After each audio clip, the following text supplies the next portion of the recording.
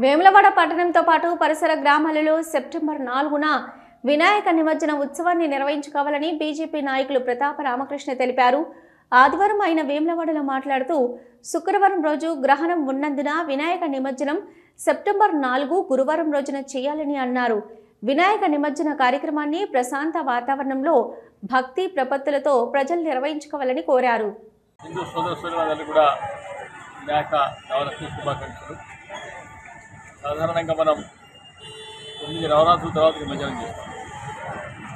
కొంతమంది శుక్రవారం చేయవచ్చు అనే ఆలోచన చాలా మంది ఉన్నట్టుంది. ఏదేమైనా దాదాపు ప్రతి పండుగ కూడా మనకు ఆధారంగా దేవాలయం తీసుకుంటా ఉంది. దేవాలయం చిత్తులతో చేస్తూ ఉంది. ద్వాదశి రోజు చేస్తూ ఉంది. బేస్తవారం కూడా దేవాలయ గణపతి నిమజ్జనం అవుతుంది కనుక మనం కూడా ఆ రోజు చేస్తేనే బాగుంటుంది ఆలోచన విధానంతో కూడా మనం ముందుకు వెళ్తే బాగుంటుంది. మనకు అనేక పండుగలకు కూడా ప్రాతిపదిక దేవాలయం. మరి ఆ దేవాలయ ప్రకారం చేస్తేనే బాగుంటుంది కనుక మనందరం కూడా బేస్తవారం నిమజ్జనం చేస్తే బాగుంటుంది. ఇప్పుడు ఒకవేళ శుక్రవారం ఉండవు శనివారం పోయినట్టయితే ఆదివారికి గ్రహణం స్టార్ట్ అవుతుంది.